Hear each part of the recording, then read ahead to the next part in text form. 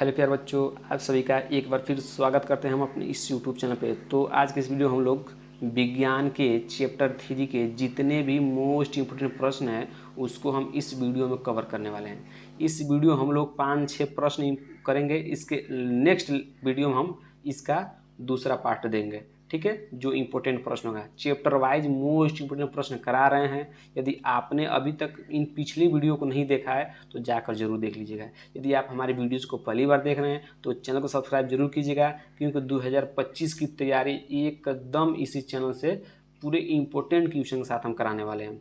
Daily आपको 2-3 video मिलेंगी जो बस मोस्ट इम्पोर्टेंट टॉपिक से रिलेटेड होंगी, ठीक है। चलिए आपको पहला प्रश्न हम कराते हैं, ठीक ना। पहला प्रश्न आप पढ़ रहे होंगे, क्या लिखा है कि आयनिक यौगिक का गलनांक उच्च क्यों होता है।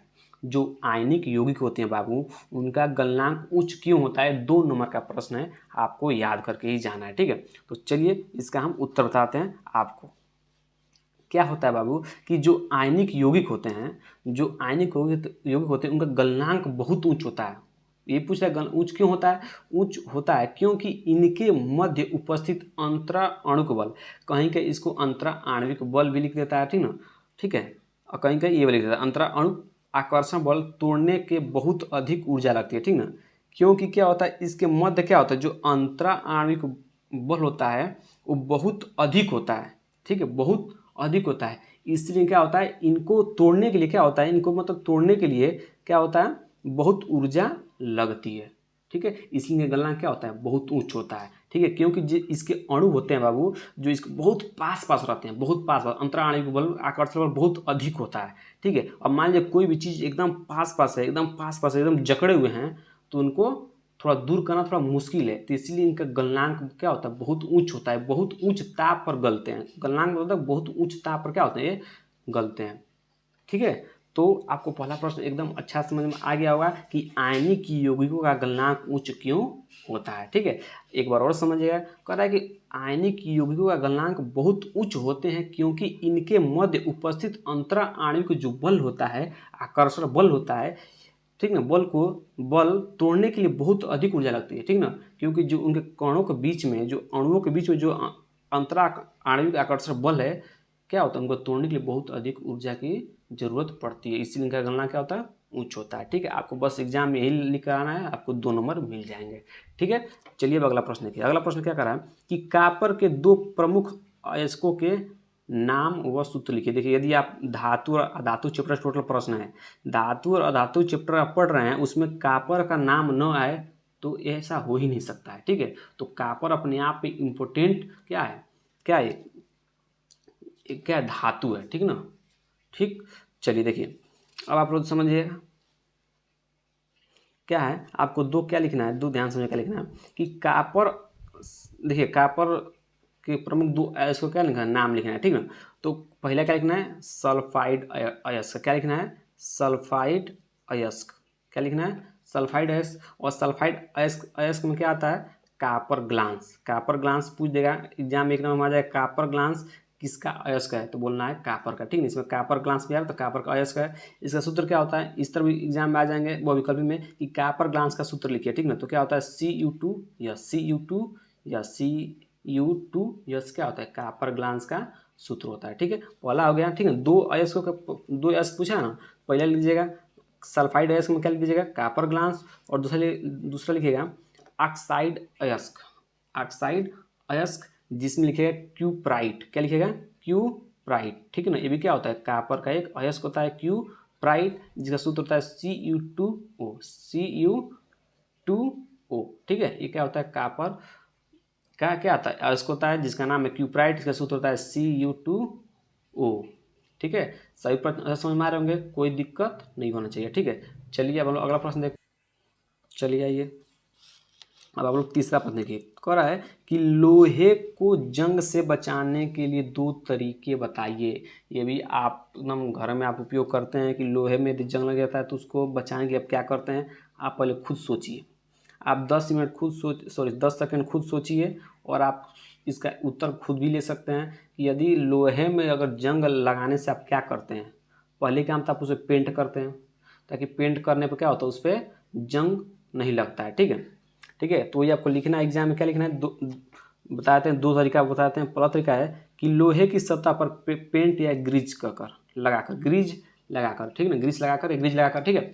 तो लोहे की सतह क्या करते हैं लोग, पेंट करते हैं, पेंट करते हैं। आप जो भी लोहे की वस्तु जब खरीद लगाते हैं तो उस पर पेंट कर देते हैं। यदि आप पेंट नहीं करते तो उस पर क्या लगता है, जिसको हम लोग बोलते हैं मूर्छा लग गया, ठीक ना, उसी को बोलते हैं जंग लगना, ठीक है। तो उसको बचाने के लिए क्या करोगे, लोहे की सतह क्या करोगे, पेंट कर दोगे, ठीक है। पेंट कर दोगे तो उस पर जंग जल्दी नहीं लगेगा, ठीक है। और दूसरा क्या लिखना है, दूसरा लिखना है कि यसद लेपन, यसद लेपन, यसद लेपन का मतलब होता है कि लोहे की वस्तु पर जस्ते का परत चढ़ाना।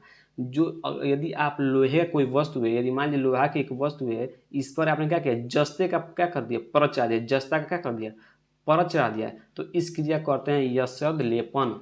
इस क्रिया क्या कहते हैं, यसद लेपन, मतलब यसद लेपन करके। कोई पूछेगा यसद लेपन क्या होता है, तो कहोगे जब हम लोग लोहे की वस्तुओं पर जस्ते की परत चढ़ाते हैं तो इस प्रक्रिया का कहते हैं यसद लेपन कहते हैं, ठीक है। चलिए, तो आपको 2 पॉइंट आपको यही एग्जाम में लिखकर आना है, ठीक है। चलिए आगे बढ़ते हैं और अगले प्रश्न को हम लोग करते हैं, ठीक है। अगला प्रश्न इंपोर्टेंट प्रश्न है, मोस्ट इंपोर्टेंट प्रश्न, ध्यान समझिएगा, ठीक ना।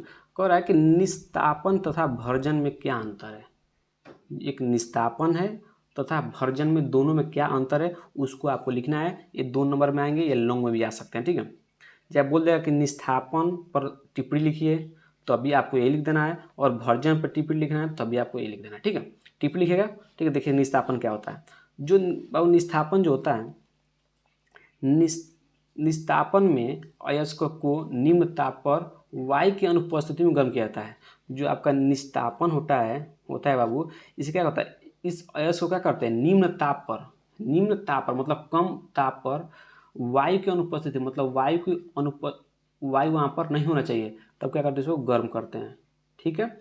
वायु के अनुपस्थिति में क्या करते हैं, गर्म करते हैं, ठीक। किसको, निस्तापन में अयस्क को निम्न ताप पर वायु की अनुपस्थिति में गर्म किया जाता है। जबकि भर्जन में क्या होता है, भर्जन में अयस्क को उच्च ताप पर वायु के नियंत्रित मात्रा में गर्म किया जाता है। देखिए एक दूसरे को उल्टा है, इसको वायु को अनुपस्थिति में गर्म करते हैं, किस, निम्न ताप पर, और भर्जन क्या करते हैं, उच्च ताप पर वायु के नियंत्रित मात्रा में हम लोग क्या करते हैं, गर्म करते हैं, ठीक है। तो आप एक याद कर लीजिएगा, उसका उल्टा लिख देंगे तो भर्जन बन जाएगा, ठीक है। निस्तापन का याद कर लीजिए, इसका उल्टा कर देंगे तो भर्जन का बन जाएगा, ठीक है।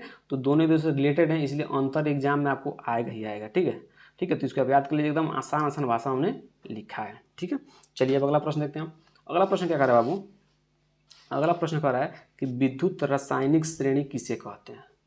विद्युत रासायनिक श्रेणी किसे कहते हैं, ये भी very very most important question है कि, ठीक है, very very most important question है। क्या है बाबू, कि विद्युत रासायनिक श्रेणी किसे कहते हैं, इसके 2 अनुप्रयोग लिखिए, ठीक है। ये धातु और अधातु के इंपोर्टेंट क्वेश्चन है, ठीक है। चलिए पहले क्या लिखना है आपको, लिखना है कि जब धातुओं को क्रियाशीलता के अवरोही क्रम में, ठीक है, या अवरोही क्रम में, आरोही या अवरोही क्रम में व्यवस्थित किया जाता है तो इस प्रकार प्राप्त श्रेणी को विद्युत रासायनिक श्रेणी कहते हैं। मान लीजिए जितने भी धातु हैं, यदि आप उसको अवरोही क्रम में लिख दीजिए, चाहे आरोही क्रम में, किसी भी क्रम में आप लिख दीजिए, ठीक ना। आरोही क्रम में लिखेंगे तो इस तरह की जो श्रेणी प्राप्त होगी आपको, मान लीजिए ऊपर से लिखते नीचे आए, ठीक है, तो इस तरह की जो श्रेणी प्राप्त होगी आपको, उसी को बोलते हैं विद्युत रासायनिक श्रेणी, ठीक है। देखिए कितना आसान है कि जब धातुओं को क्रियाशीलता के अवरोही क्रम में व्यवस्थित किया जाता है, किस क्रम में, अवरोही क्रम में व्यवस्थित किया जाता है, तो इस प्रकार प्राप्त श्रेणी क्या कहते हैं, इस प्रकार प्राप्त श्रेणी क्या कहते हैं, विद्युत रासायनिक श्रेणी कहते हैं, ठीक है। इसको कहीं के लोग सक्रियता श्रेणी भी कहते हैं, सक्रियता श्रेणी। अगर ये नाम, 2 नाम याद रखना, ठीक ना, एग्जाम पे आ जाएगा, एग्जाम में आ जाएगा कि सक्रियता श्रेणी कहते हैं, तो आपको एग्जाम ये लिखना है, ठीक ना, ठीक है, आपको ये लिख देना है, ठीक है। दोनों का विद्युत रासायनिक श्रेणी बोलिए चाहे सक्रियता श्रेणी बोलिए, दोनों क्या है, एक ही है, ठीक है। अब इसका हम 2 अनुप्रयोग देख लेते हैं। 2 अनुप्रयोग क्या है, पहला अनुप्रयोग है बाबू कि धातुओं की क्रियाशीलता की तुलना की जा सकती है। यदि विद्युत रासायनिक श्रेणी आपको याद है, चाहे आपके पास है, तो क्या करेंगे आप उससे हम धातुओं की क्रियाशीलता की तुलना कर सकते हैं। मतलब कौन धातु कितना अधिक क्रिया है, कौन कम क्रियाशील है, ये आप किससे पता कर सकते हैं, विद्युत रासायनिक श्रेणी देखकर। आपके बुक में भी दिया है, आप देखिएगा तो उसमें मिल जाएगा, ठीक है। उसमें क्या देखते हैं कि उसमें क्या उससे ये पता चलता है कौन धातु कितना क्रियाशील है और कौन कम है। ठीक है, तो पहला आपको ये लिखना है। ठीक है, दूसरा को क्या लिखना है, दूसरा आपको लिखना है बाबू कि विभिन्न धातुओं द्वारा अम्लों में से हाइड्रोजन विस्थापित कर पाने की क्षमता जानकारी प्राप्त की जाती है। मान लीजिए बहुत से ऐसे अम्ल हैं, ठीक है, उस अम्ल में से हाइड्रोजन कौन विस्थापित कर देगा, ठीक ना, ठीक है, उसके बारे में हम पता कर सकते हैं। किसके द्वारा कर सकते हैं? विद्युत रासायनिक श्रेणी द्वारा। विभिन्न धातुओं द्वारा अम्लों में से हाइड्रोजन विस्थापित कर पाने की क्षमता की जानकारी प्राप्त होती है। ठीक है, तो ये रहा आपका विद्युत रासायनिक श्रेणी के परिभाषा हो गए और दो अनुप्रयोग। विद्युत रासायनिक श्रेणी में यही दो चीज़ आएंगे, या तो उसका परिभाषा पूछेगा या उसके अनुप्रयोग पूछेगा। तो इस तरह आपका ये प्रश्न है जो लॉन्ग में आएगा। ठीक है, याद रखना है, याद आ जाएगा कि विद्युत रासायनिक श्रेणी पर टिप्पणी लिखिए, तो आपको परिभाषा लिख देना है, अनुप्रयोग लिख देना है, बाकी टिप्पणी खत्म, आपके पूरा फुल नंबर मिल जाएंगे। ठीक है, इस तरह इसमें हम आपको 5 मोस्ट इम्पोर्टेंट प्रश्न करा दिए चैप्टर 3 के धातु और धातु के। इसके अगले वीडियो में हम इसी चैप्टर के मोस्ट इम्पोर्टेंट प्रश्न को करने वाले हैं, वो पार्ट 2 में मिलेगा। ठीक है, तो एक बार इसका स्क्रीनशॉट आप ले लीजिए और आप क्या कीजिए, लिख लीजिए एक बार। ठीक है, तो चलिए मिलते हैं इस तरह अगले वीडियो में।